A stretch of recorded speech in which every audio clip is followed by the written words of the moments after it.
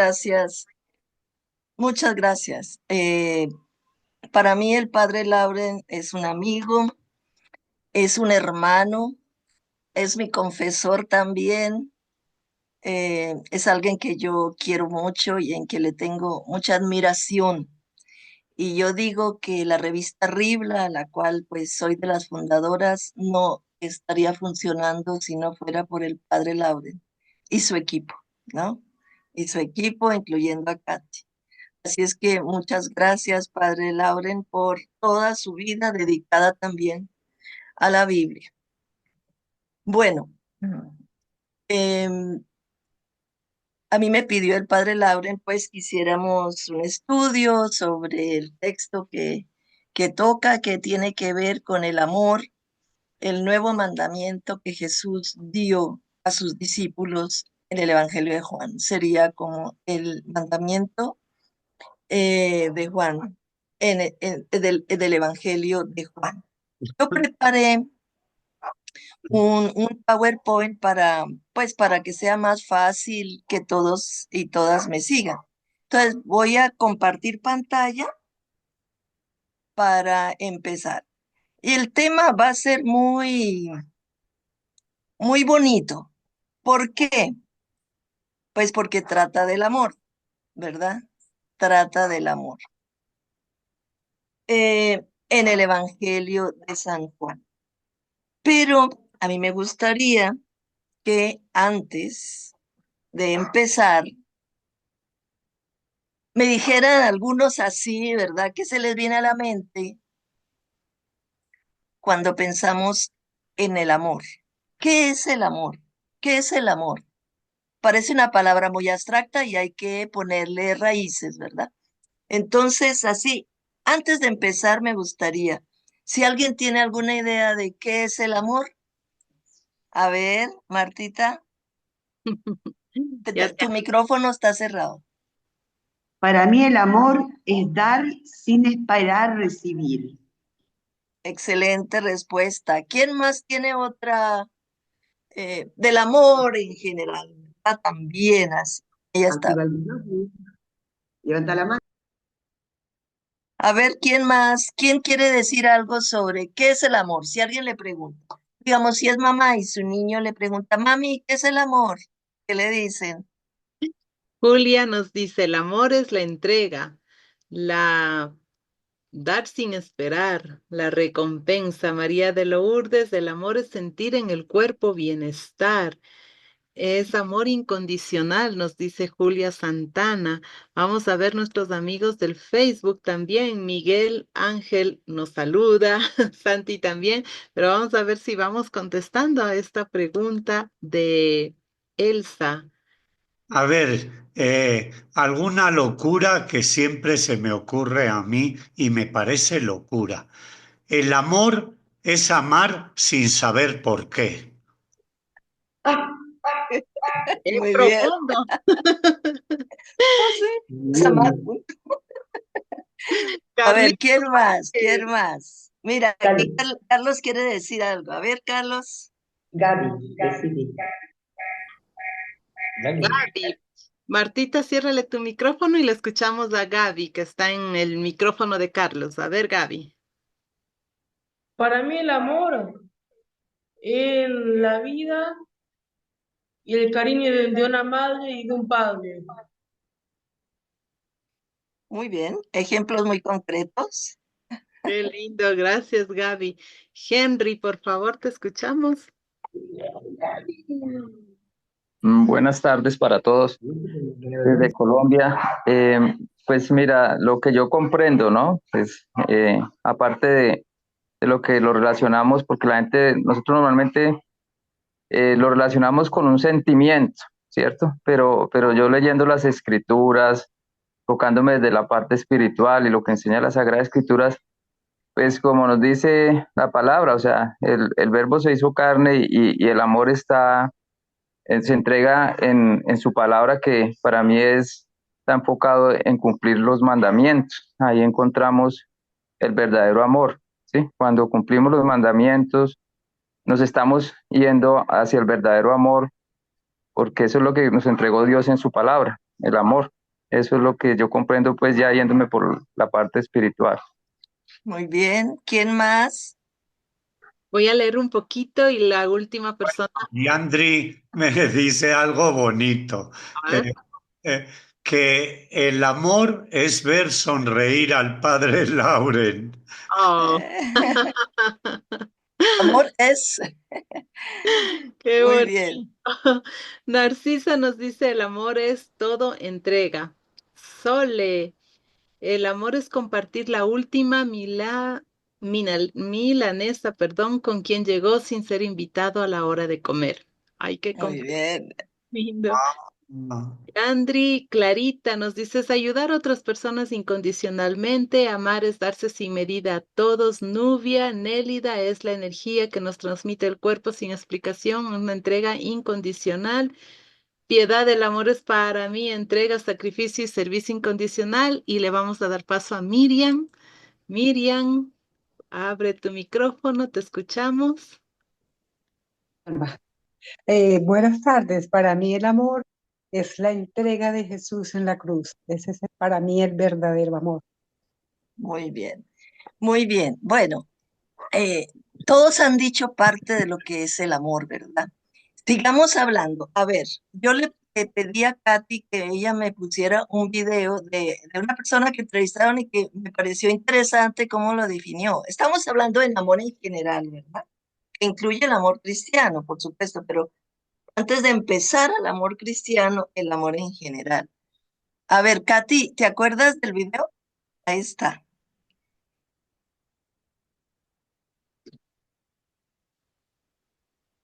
Pon el Buenas. micrófono. Hola, perdón, buenas tardes, Katy. Un favor especial. ¿Podríamos pasar el video posteriormente, por lo que si no Facebook nos puede bloquear la señal, por favor? Ah, no se puede poner el video. Sí, a veces da problemas de autor. Ese es el inconveniente por el momento. Ah, bueno, ok, bueno, entonces no lo escuchamos. Al final lo ponemos, que me gustó mucho lo que él dijo. Sí, yo igual lo escuché, estaba bastante. ¿Verdad que muy simpático? Pero así como introducción, ¿verdad? No es que fuera la gran definición, ¿verdad? Bueno, entonces yo sigo compartiendo este, el, el, el PowerPoint que preparé. Bueno, entonces yo había puesto aquí esa dirección, pero entonces tienes razón, pues, aunque ahí está lo derecho de autor, ahí está la dirección, pero a ver, ok, los técnicos tienen la palabra. Aquí hay un místico que a mí me gusta mucho, pero es del Islam, ¿verdad? Es musulmán, es del siglo XIII. En el siglo XIII hubo muchos místicos, ¿verdad? Y él dijo esto, el amor es la cura, curar, de curar, ¿no? El amor es el poder, el amor es la magia de cambios, el amor es la belleza del espejo divino. Fíjese cómo cada una de esas oraciones tiene un mensaje grandísimo. Pero me encanta cuando dice, es la magia de cambios, es cierto, porque el amor hace cambiar y transforma a las personas. Y también es la belleza del espejo divino. El espejo divino. Cuando vemos la naturaleza, el atardecer, el anochecer, el cielo estrellado en la noche, las flores, los animalitos, las sonrisas de Lauren y de los niños. Esa es la belleza del espejo divino. Y eso también es amor. Eso me gustó lo que dijo Rumi.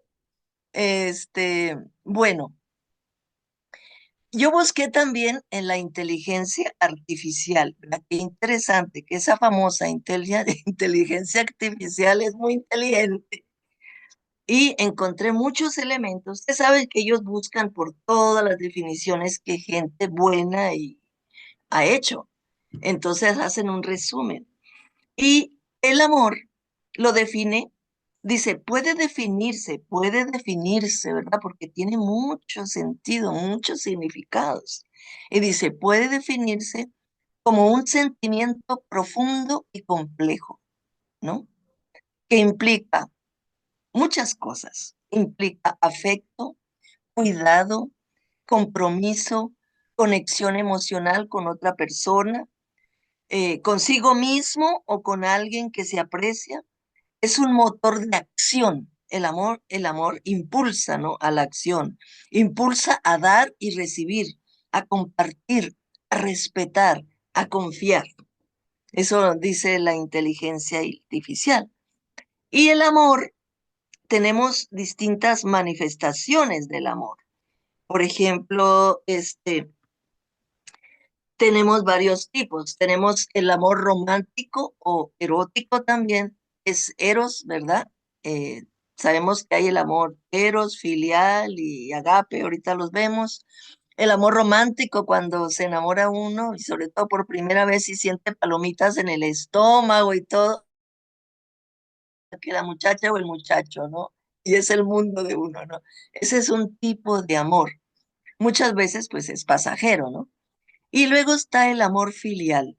El amor filial es entre la familia, los amigos, este, donde hay un cuidado, una protección, cuidado mutuo, ¿no? Un afecto mutuo. Ese es el amor filial. Y también se habla de amor platónico, ¿verdad? El amor platónico es cuando uno tiene un novio y él no lo sabe, ¿verdad? Y más está en la mente de uno, que uno ama y sin ser correspondido o sin siquiera manifestarlo, como algo imposible, así le llaman al amor platónico, ¿no? Pero también se habla de amor propio. Amor propio es cuando uno se estima a uno mismo, uno no se deja aplastar, tiene amor propio, tiene dignidad, ¿verdad? Amamos y hablamos también del amor ágape, que es el amor cristiano o que lo sacamos en la Biblia, ¿no? El amor cristiano es caracterizado por el amor tipo ágape. En griego, ágape viene del griego que se llama koiné, o en la pronunciación moderna le dicen kiní. Eso significa, y muchos de ustedes ya lo dijeron, amor incondicional, un amor altruista, o sea que usted no se fija en sí mismo, sino solo en el otro, por la otra, ¿no? Es desinteresado, ¿verdad? No busca que le remuneren eso, ¿no? Es totalmente desinteresado. Va más allá de los sentimientos, aunque uno siente una profunda, ¿verdad? Cuando se ama a Dios, cuando se ama al prójimo, siente un profundo, algo muy profundo que se siente, ¿no? eh, y se basa en la voluntad de amar y de cuidar al otro, ese sentimiento, ¿no? No es una emoción pasajera, es algo que se siente, no es tanto de la cabeza, sino es un poder que uno siente, ¿no? Es un amor maduro que se preocupa por el bien de la persona a la cual se ama y así, sin esperar ser correspondido, reciprocidad, no, yo te doy si tú me das, no, es así, incondicional, ¿no? Ahora, entonces vayamos al amor en el Evangelio de Juan y leamos detenidamente el texto. Yo aquí saqué del capítulo 13 los textos en los cuales Jesús nos deja ese mandamiento. Eh, eh, Dice hijitos, ¿verdad? Hijitos. Juan habla así, hijitos, una manera de cariño, de ternura. Jesús dice a sus discípulos, ¿verdad? Hijitos, ¿verdad?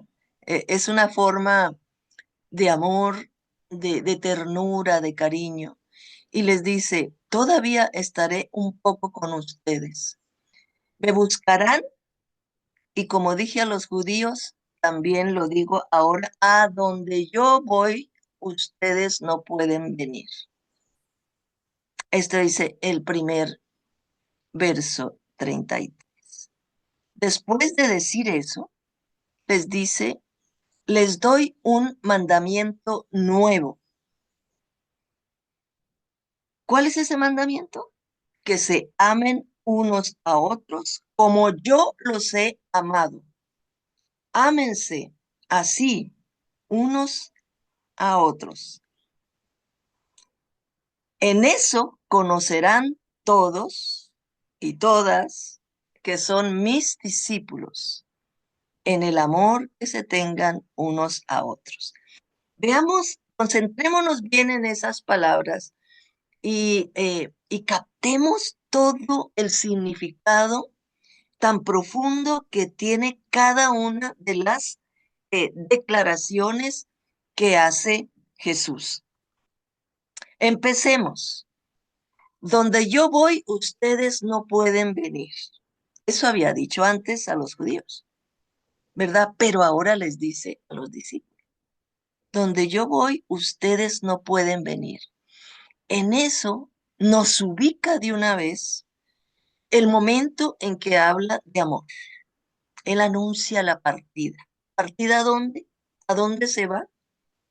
Él sabe que ya no puede seguir adelante, ya los enemigos, los opositores a su mensaje del reino de Dios, están ya muy cercanos, ya han propuesto matarlo, ¿verdad? Y entonces él anuncia la partida. Va a llegar pronto su pasión, la pasión. Entonces, eso es muy importante, ¿verdad? ¿Por qué es muy importante? Porque es como si fuera la última voluntad de Jesús, sus últimas palabras, la última voluntad. Y es ahí donde encontramos lo primero que les dice como su última voluntad. Les doy un mandamiento nuevo. Entonces yo me pregunto, pero ¿por qué nuevo? Pero ¿por qué nuevo? ¿Por qué cambia, digamos, el famoso mandamiento, amarás a tu Dios y a tu prójimo como a ti mismo, ¿verdad? Porque ese es el mandamiento que aparece no solo en la Biblia hebrea, ¿verdad? Sino también en los 3 evangelios que le llamamos sinópticos, aparece como la ley regia, la ley del reino, ¿no? Ama a tu Dios de todo tu corazón, de toda tu mente, ¿verdad? De toda tu alma y a tu prójimo como a ti mismo. Pero aquí dice, les doy un mandamiento nuevo y eso me hace a mí a pensar, a mí a pensar. No dice, no dice amarás a Dios. ¿Por qué no pone amarás a Dios? Estamos en el Evangelio de Juan. Y recordemos lo que dijo en las cartas, en sus cartas. No necesita amar a Dios. ¿Por qué? Porque si ama al hermano, está amando a Dios. Es una redundancia, ¿verdad? Quien dice que ama a Dios y odia a su hermano, ¿qué es lo que dice? Es un mentiroso. Porque al hermano que lo tienes enfrente de carne y hueso, ¿verdad? En necesidad o ahí presente, no lo amas, ¿cómo vas a amar a Dios que no lo ves? ¿No? Entonces, por eso Juan no quita el amar a Dios y enfatiza más que todo la parte de el amor mutuo, ¿verdad? Y el prójimo, en la Biblia hebrea el prójimo era el judío, ¿verdad? No era casi el extranjero ni el otro que son paganos, ¿no?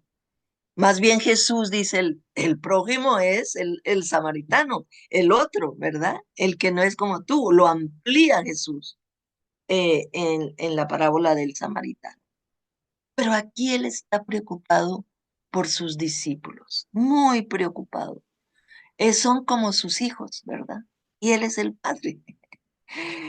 Eh, y entonces dice, este es el mandamiento nuevo, que se amen unos a otros, que se amen unos a otros. Es un amor mutuo, ¿verdad? Mutuo. Que al amar a mi compañero, le nace a él amarme, ¿verdad? Y el amarme, me nace amarlo.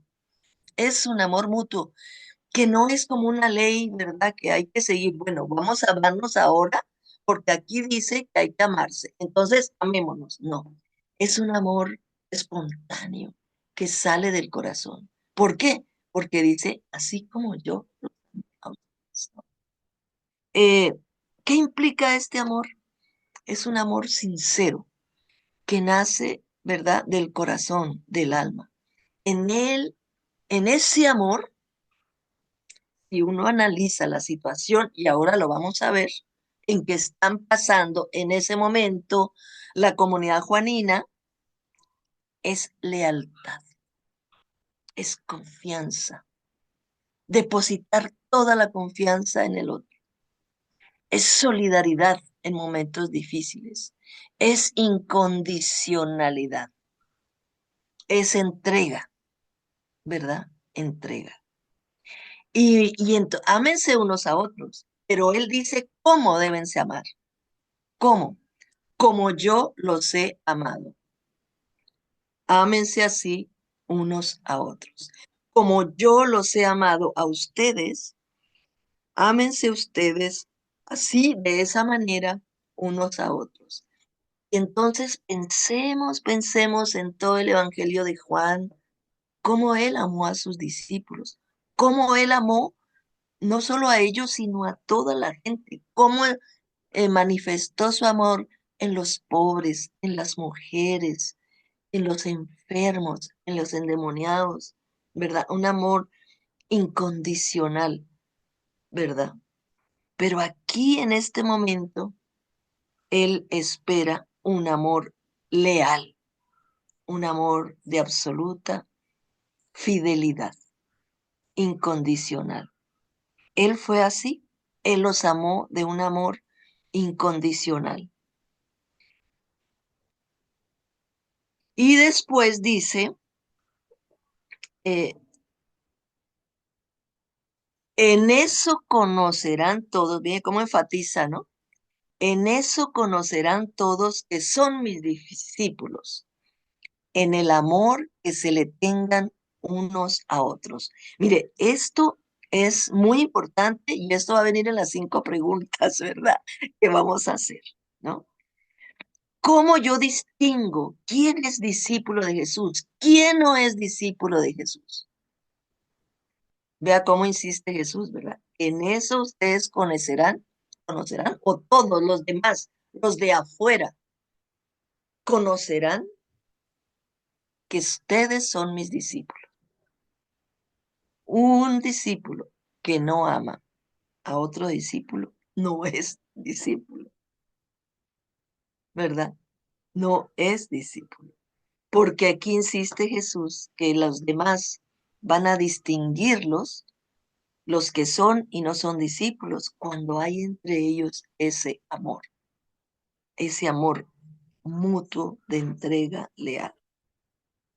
Bueno, ahora eso ya vimos el texto, ¿verdad? Eso fue el texto tal y como aparece y usamos la versión que nosotros en Verbo Divino usamos, ¿verdad? El peregrino, la casa de Dios. Bueno, eh, se me fue.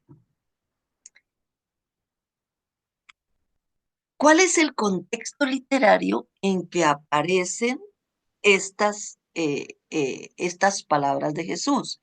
Ya dijimos que él avisó que pronto va a morir y que tiene que partir y que por lo tanto ellos tienen que ser ejemplo, ellos tienen que mostrar el mismo amor que él mostró entre ellos. Entonces, ¿qué hay antes y qué hay después de este mandamiento que Jesús les dio, este nuevo mandamiento? Fíjense ustedes, ¿dónde estamos? Estamos en la última cena de Jesús con sus discípulos. O sea, ya no van a estar juntos comiendo. Eso es muy importante, la cena, la comida, el compartir. Ya no van a estar. Y esa es la última cena. Entonces, en ese contexto va a aparecer el mandamiento del capítulo 13. Lo primero que hace Jesús, dice, después de que terminaron de comer, ¿Qué es lo primero que hace? Jesús lava los pies a sus discípulos. Es el primer gesto. Es el primer gesto. Jesús maestro lava los pies a sus discípulos. Y eso, y ahí les da una gran lección, ¿verdad? Ustedes no son el maestro, pero yo soy el maestro y yo a ustedes le lavo los pies. Eso ustedes deben hacer a los demás. O sea, lavar los pies es servir. Es una muestra de servir. O sea, lo primero que, o sea, antes del mandamiento nuevo, está en el contexto del lavamiento de los pies. Después aparece una cosa terrible en la cena. Jesús anuncia que Judas lo va a entregar. Un discípulo cercano, un discípulo que estuvo con ellos en todas partes, que fue testigo de los milagros, de los discursos de Jesús, de sus palabras. Jesús ya sabe, ¿verdad?, que lo va a traicionar. Y no lo dice directamente, pero dice, alguien entre ustedes me va a entregar. Y ahí Pedro atrás le dice al que estaba cerca de Jesús, eh, al amado, al discípulo amado, le dice, pregúntale, ¿quién es?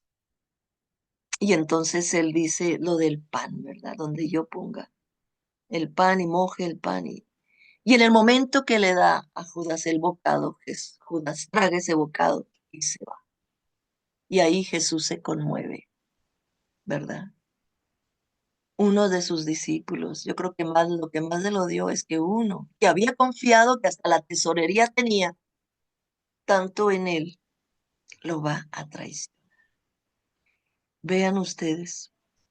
Y ahí viene después, da el mandamiento nuevo. Un mandamiento nuevo les doy, que ustedes se amen, eh, que se amen ustedes entre sí, como yo los amé a ustedes, y así se van a distinguir como mis discípulos, en que ustedes se aman entre sí. O sea, el amor mutuo. Después de dar ese contexto, miren cómo queda en el centro, ¿verdad? Ustedes están viendo el PowerPoint, en el centro está. Entonces Pedro quiere ir donde Jesús y le dice, que quiere ir, porque le dijo, no, así como les dije a los judíos, ustedes no pueden ir a donde yo voy. Y Pedro le dice, pero es que yo quiero ir. Tú sabes que yo daría mi vida por ti, le dice Pedro. ¿Y qué le dice Jesús? Le repite, ¿tú darías la vida por mí?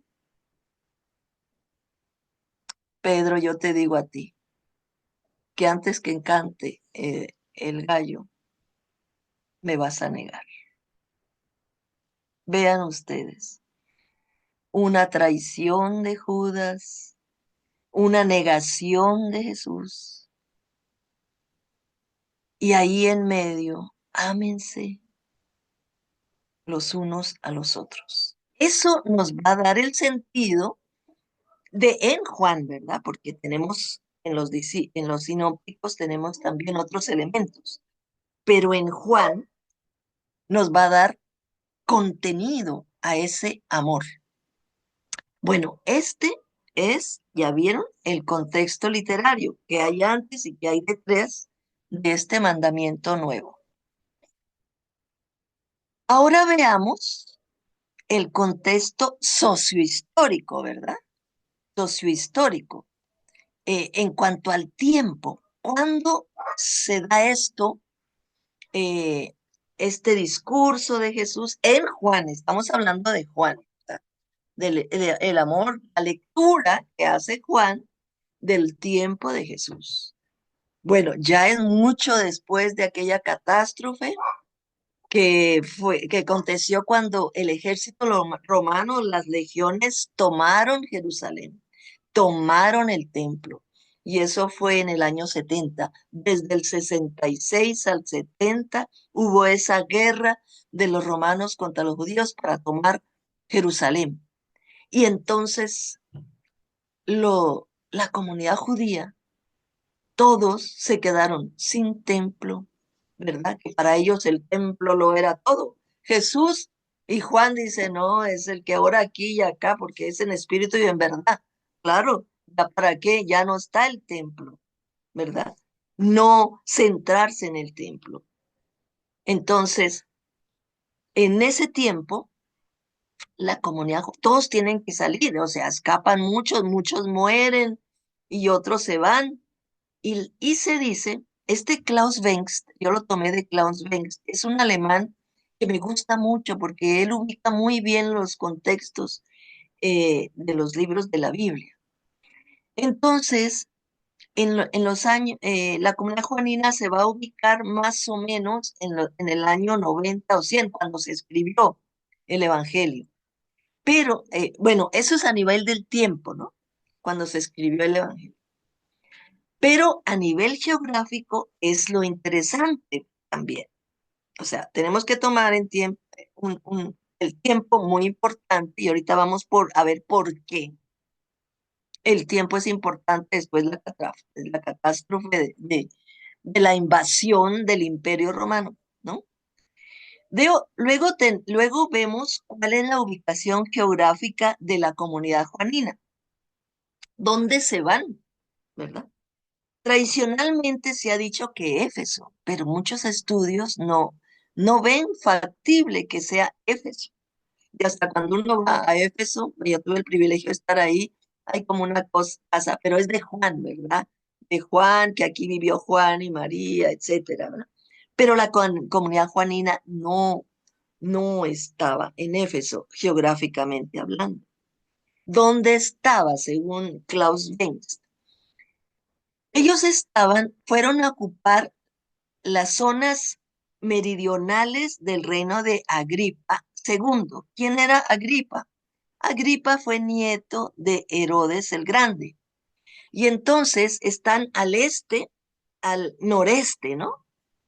Ahorita les doy el mapa, al noreste. Y ahí están las tierras de Gaulatinde, Batonea y Traconítide. Ella allí había gobernado, ¿se acuerdan cuando murió Herodes el Grande, que se dividieron se dividieron todo Palestina en los tetrarcas? Y a Filipo le tocó ese lugar. Entonces, Agripa II fue nieto de Herodes el Grande, pero que heredó las tierras donde gobernaba Filipo, ¿sí? Bueno, todo esto que le estoy diciendo va a ser muy importante. Pero veamos el mapita. A ver. Ay, ¿qué pasó? Que no me quiere dar vuelta. Ahí está. Miren, ¿dónde está la comunidad juanina aquí? Aquí está, ya, aquí está el lago de Galilea, aquí chiquitito, ¿verdad? Está Galilea, bajamos al Jordán, etcétera. Pero la comunidad juanina no se fue fuera de ahí, muy lejos, por Éfeso, en Asia. Se fue para las tierras estas amarillas que están ahí. Ahí está Batanea, que yo se las leí ahorita, Trachonite, ¿verdad? Y Gaulanitis, ¿verdad? Ellos estaban más o menos aquí en Batanea, en esta región. ¿Y por qué es importante subrayar dónde estaba la comunidad cuando se escribió el Evangelio? Eh, a ver.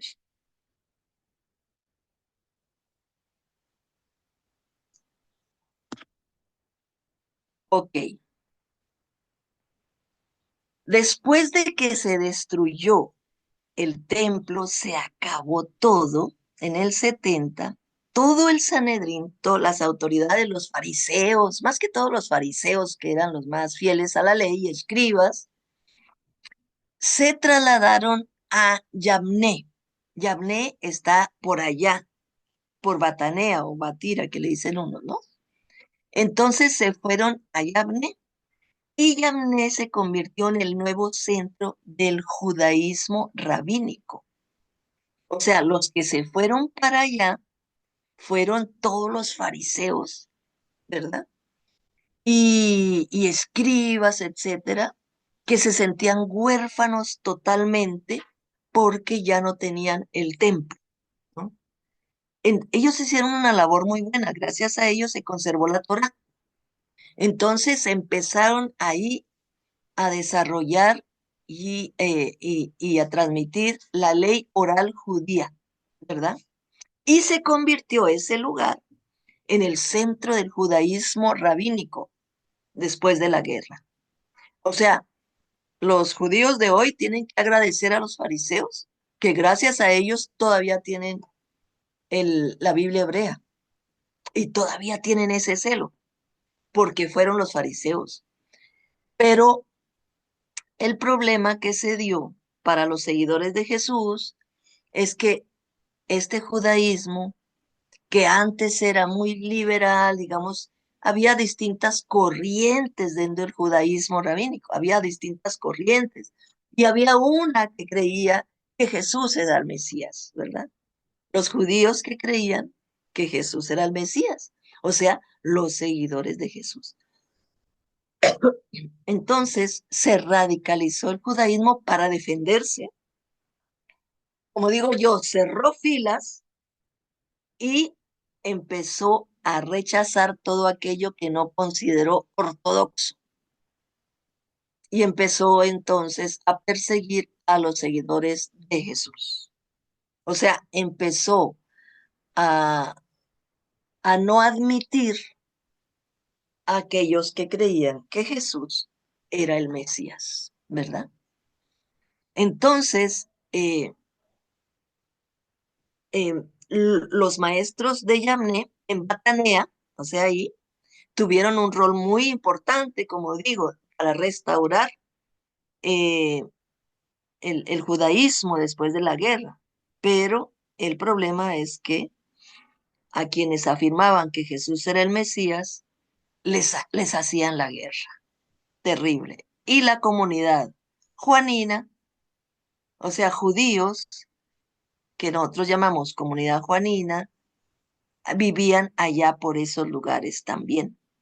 Y al vivir por ahí, pues eran perseguidos, ¿no?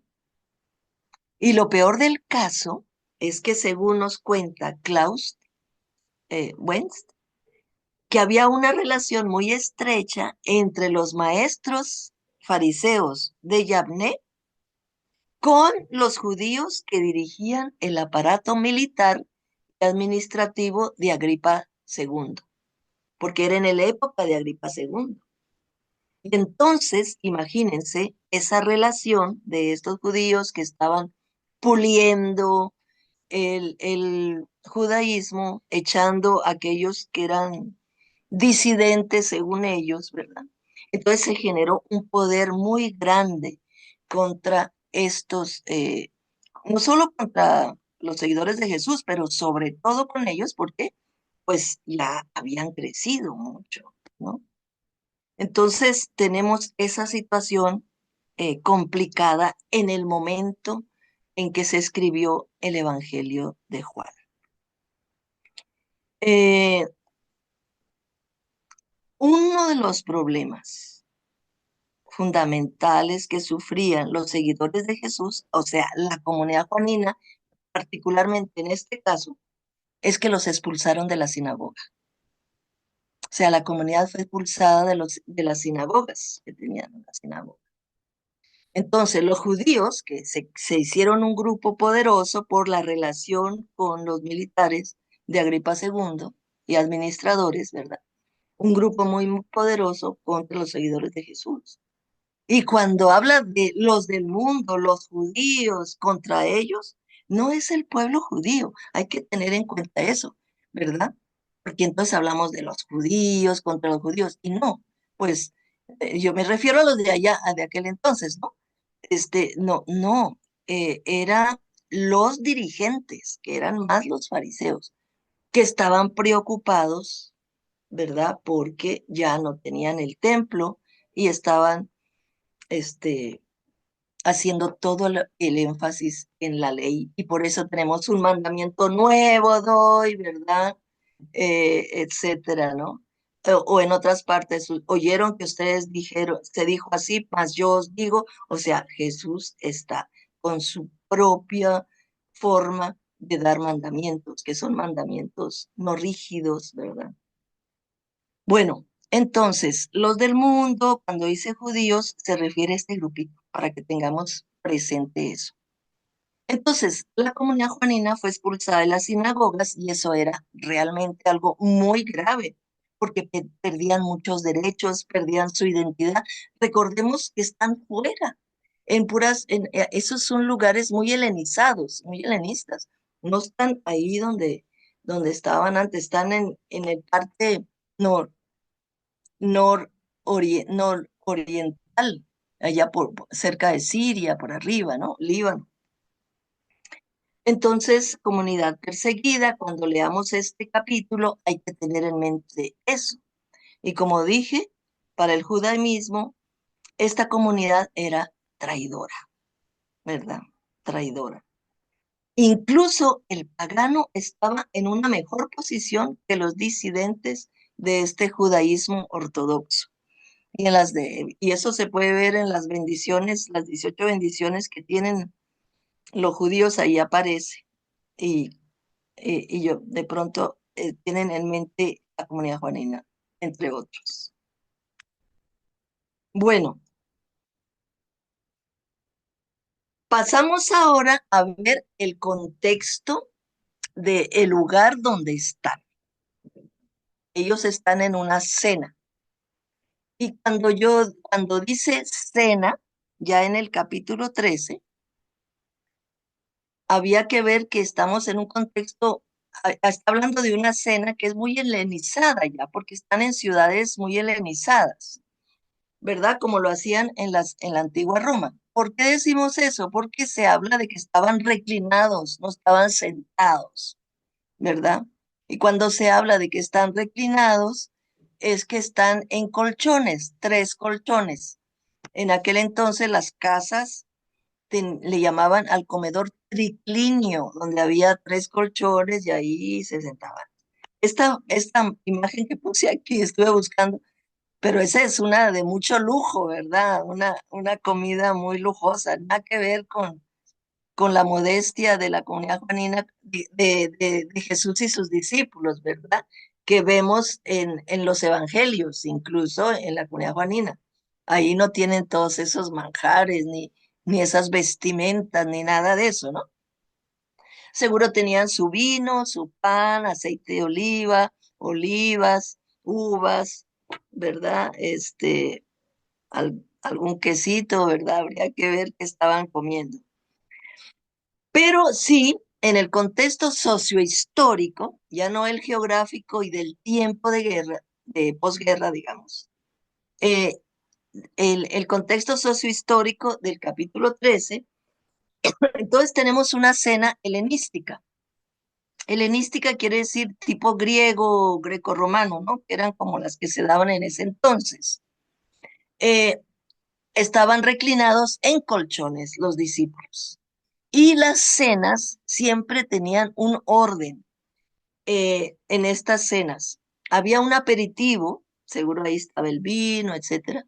Luego había el plato fuerte, había un postre y después, y es lo que me interesa a mí señalar de este contexto sociohistórico, eran las palabras finales. A esas palabras finales se le llamaba simposio. Todos los banquetes tenían un simposio. En el simposio era ya para tomar vino y conversar sobre temas, ¿verdad? Los temas, el anfitrión, el que invitaba a la cena o al banquete, era el que los proponía los temas. Y podían ser gestos también, ¿verdad? Que él hace. Empieza y luego los demás discuten, etcétera, ¿no? Esa es la última parte de una cena helenística.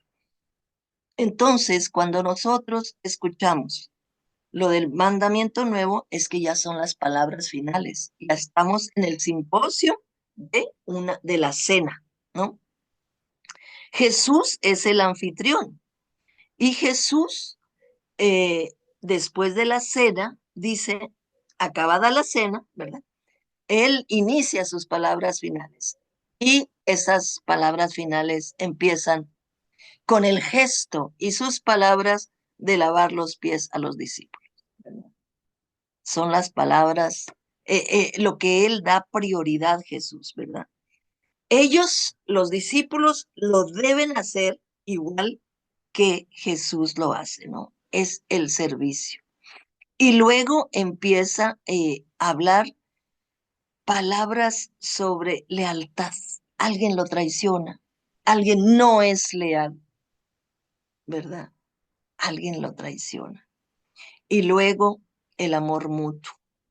Ámense, ámense unos a otros, en esas palabras que él da. Eh, por lo tanto, de acuerdo a, en este contexto, ¿qué significa un nuevo mandamiento que deje Jesús sobre el amor mutuo?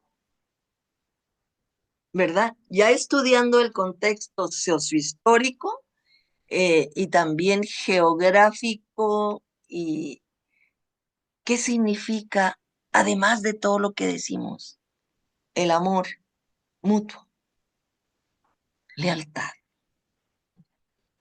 confianza, confianza,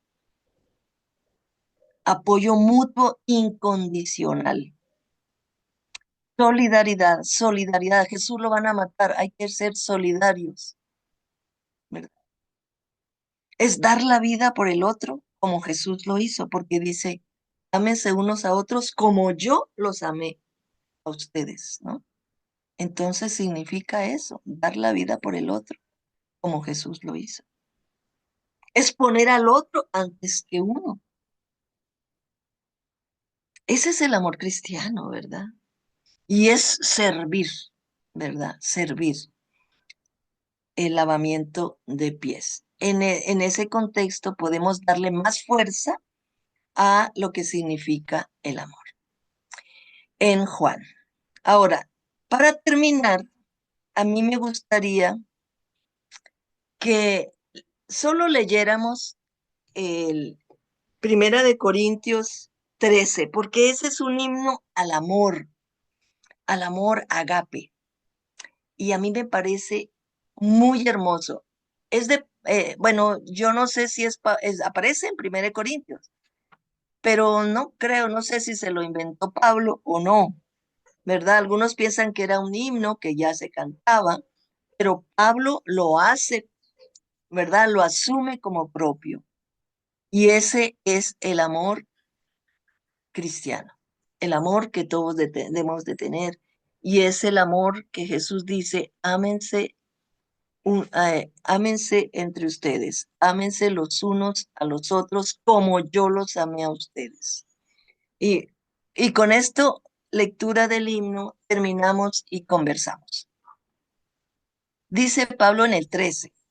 Ah, antes de eso, imagínense ustedes que en el capítulo 12 y en el capítulo 14 tenemos problemas también.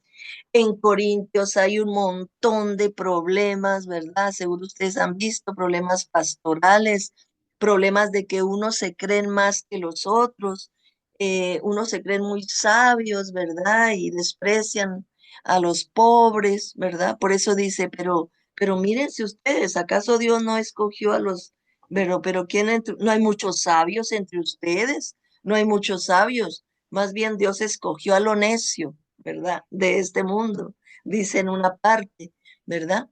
Y había discriminaciones, incluso en la cena del Señor llegaban primero, se acababan la carne y dejaban sin comer a los que llegaban después porque tenían que salir del trabajo, ¿verdad? Y se tomaban todo el vino, era un relajo esas cenas y Pablo puso orden, ¿verdad? Bueno, por eso Pablo, que sufrió con esa comunidad de Corinto, porque no, se creían muy elocuentes, ¿verdad? Parece que alguien llegó y le decía, no, les hablaba mal de Pablo. Bueno, hay mucho lío en ese. Pero es en esa carta también, donde no hay unidad, donde unos se creen más que otros, donde aparece el himno del amor. O sea, lo que quiero decir es lo siguiente. Cuando hablamos del amor, hay que ubicarlo. ¿En qué contexto surge? Y entonces le damos un sentido más profundo y más sólido al amor. Porque si no, se nos evapora, ¿no? Se nos evapora. Bueno, leamos ahora sí 1 Corintios 13. Dice, aunque yo hablara todas las lenguas de los hombres y de los ángeles, si no tengo amor, soy como una campana que resuena o un platillo estruendoso. Vea qué interesante. ¿Por qué? Porque ahí en el capítulo 2 se habla de los que hablan en lenguas que se creen superior a los que no hablan en lenguas, etc. Tú hablas mucho ese idioma de los ángeles, ¿verdad? O que hables francés, inglés, de lenguas de los hombres. Ahí hablan otro, allá no era francés, inglés allá, ¿verdad? Era otro, ¿no? Latín y griego y otros idiomas. Este, eh, si no tengo amor, fíjense, cómo él ridiculiza. Es un platillo estruendoso eso. Es una campana que resuena, un platillo estruendoso. Eso de estar hablando en otros idiomas. Aunque tuviera el don de profecía. Y es que había ahí quienes se creían profetas y varias mujeres profetas, ¿verdad? Que dominaban a los demás y etcétera, etcétera. ¿Verdad? Si tuvieran el don de la profecía, se creían más que los otros. Por eso dice, no todo mundo, hay una unidad en el cuerpo de Cristo. Lo que le pasa al dedo y lo que le pasa al cuerpo y a todas partes, lo demás, duele, duele, porque todos somos iguales en ese cuerpo de Cristo, ¿no? Entonces los profetas no tienen por qué creerse más, ¿no? Y si tuviera el don de profecía y conociera todos los misterios y toda la ciencia, ¿no? Aunque tuviera una fe como para mover montañas, si no tengo amor, no soy nada. Vean ustedes. Muy espiritual, mucha cosa, pero si no ama, no es nada. Aunque repartiera todo mi dinero, mis bienes, a los pobres, ¿verdad? Y yo me entregara mi cuerpo a las llamas, yo me quemo. Si no tengo amor, de nada me sirve. O sea, puede ser muy, muy caritativo, ¿verdad? El amor está primero. Y empieza después a definirlo. El amor es paciente, es servicial. El amor no es envidioso, no busca aparentar, ¿verdad? Como esa comunidad. No es orgulloso, no actúa con bajeza, o sea, por atrás, a darle espalda, ¿no? No busca su interés, no se irrita, sino que deja atrás todas las ofensas y las perdona. Nunca se alegra de la injusticia y siempre se alegra de la verdad. Todo lo aguanta, todo lo cree, todo lo espera, todo lo soporta. El amor nunca terminará. Las profecías serán eliminadas. El don de lenguas terminará.